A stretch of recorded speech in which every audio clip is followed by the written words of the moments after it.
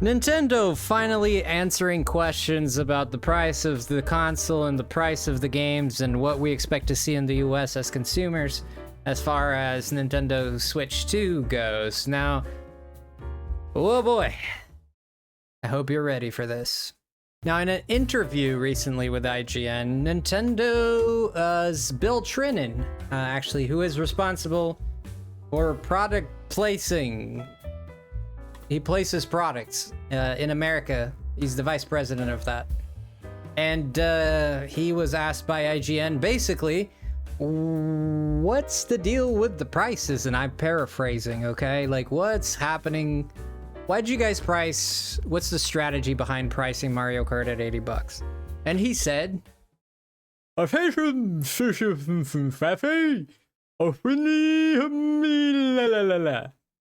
now, he didn't actually say that, but he might as well have. What he actually said was, well, I would say it's less about the strategy of pricing Mario Kart World.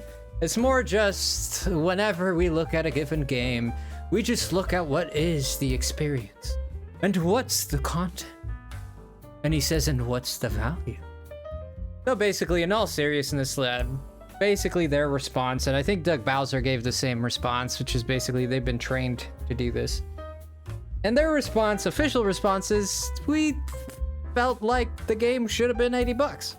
We felt like it should have been $80. We think that the game is vast and better than the last game, and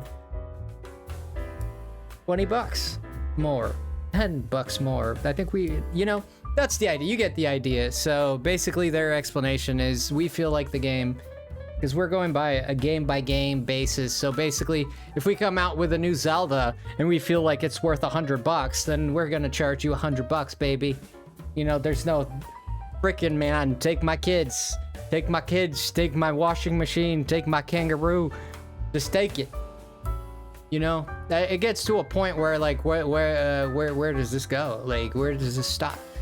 And this is the answer they gave. I mean, I'm obviously ridiculing it a little bit, but the guy's doing his job. He's the pretty corporate answer. If like, what is he gonna say? Like, pretty corporate answer, which I think will not resonate with a lot of people.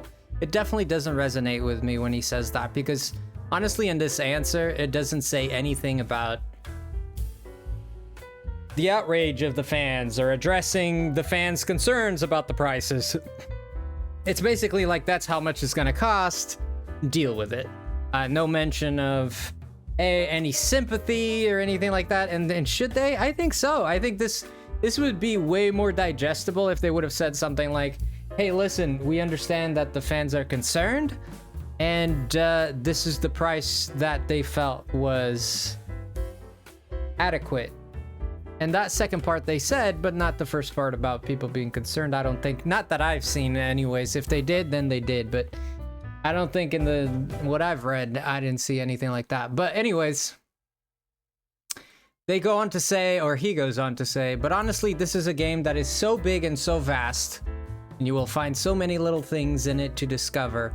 And there's still some other secrets remaining that I think as people end up buying and playing the game, they're going to find this to be probably the richest Mario Kart experience they've ever had. Now, here's my issue with this. Like, sure, it's the newest Mario Kart. Of course, it's gonna be like a rich experience, man. But did you see Smash Brothers go up to $90 because it had all the players in it?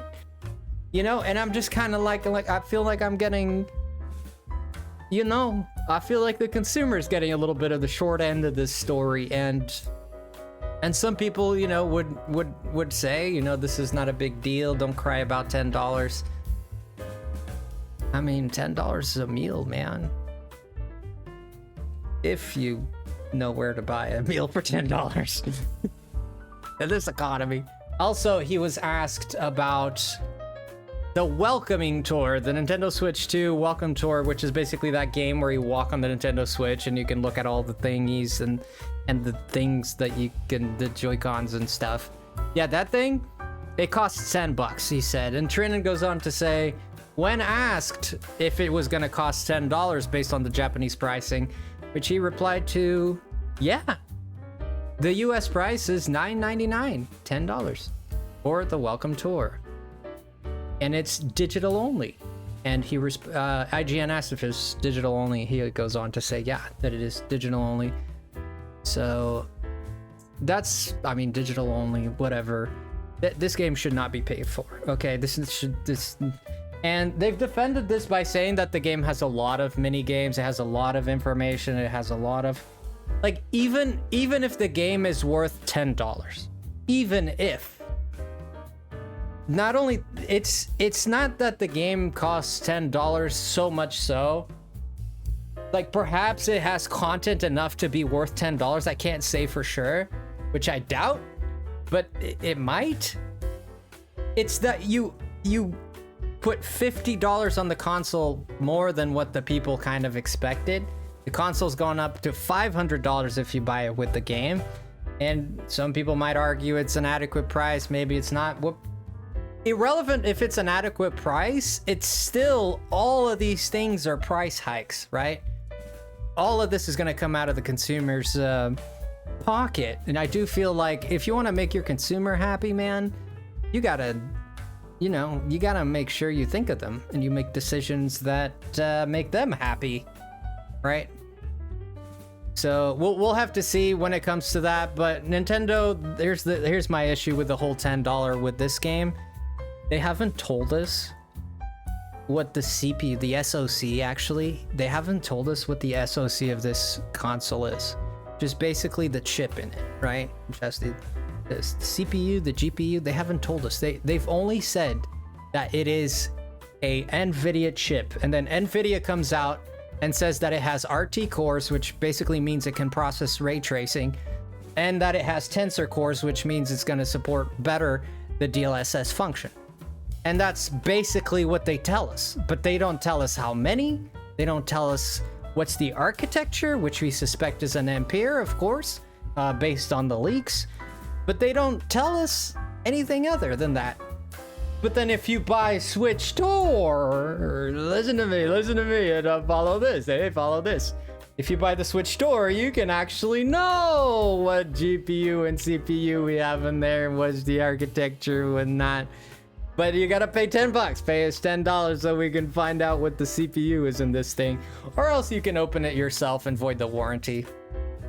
I don't know, I don't even know if the Switch Store is gonna have this information in it, but I mean, if it's a game literally about information on the console, and it seemed like it was going into pretty much a lot of detail where it's explaining the magnets inside of the Joy-Cons and all that, I'm sure it has to have some information on the CPU, GPU, on the SoC of that thing.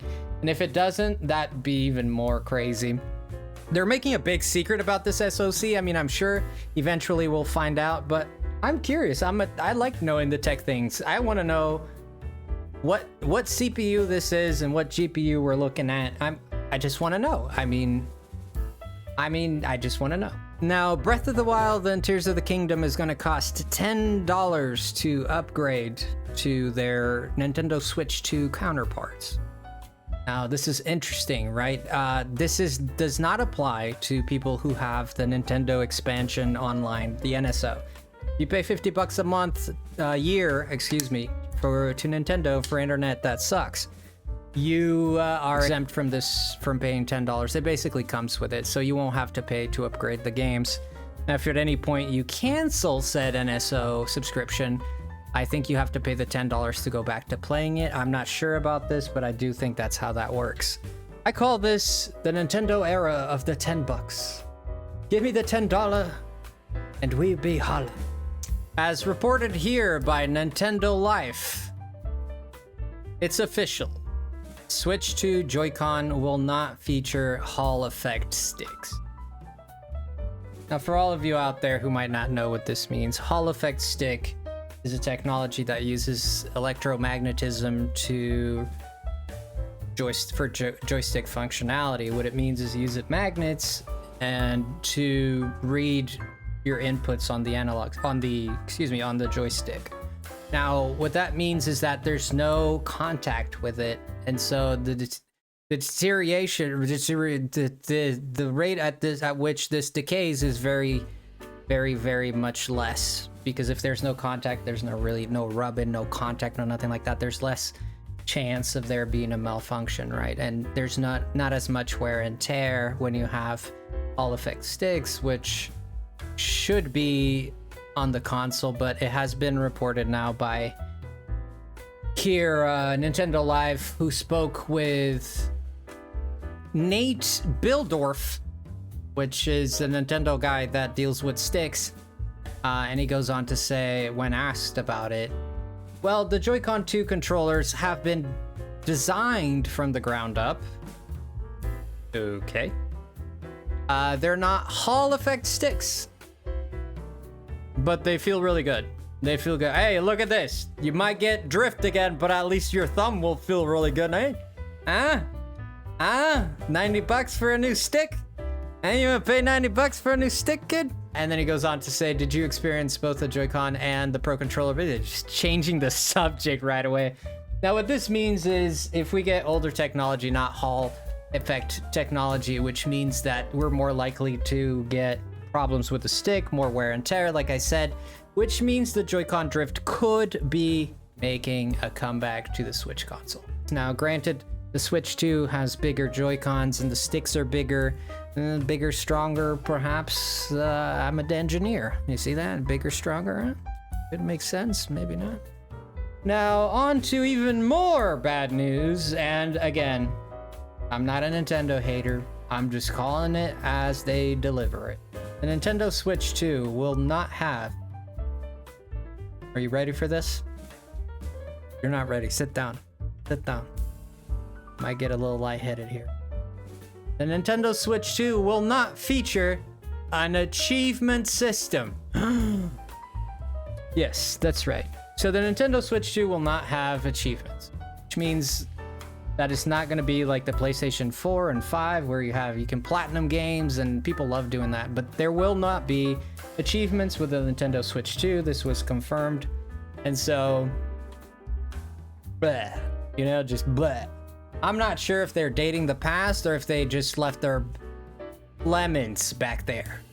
Now, this is a feature that I feel most people liked, and it would cost them perhaps not much work to do. I'm not sure. I mean, but on the flip side of this, there will be achievements within the games, and it'll be left to the game developers to decide if they want to put achievements or not. We have seen that Mario Kart World does have some achievements, and when it comes to, oh, you've ran 300 miles or 300 kilometers or wherever in the world you are. On to the next news. One more tidbit of information that is really gonna get your legs shaking here. I'm talking about like 8.2 Richter scale shaking here, okay? Nintendo, and get this. Are you sitting down again? Get some lemonade. Nintendo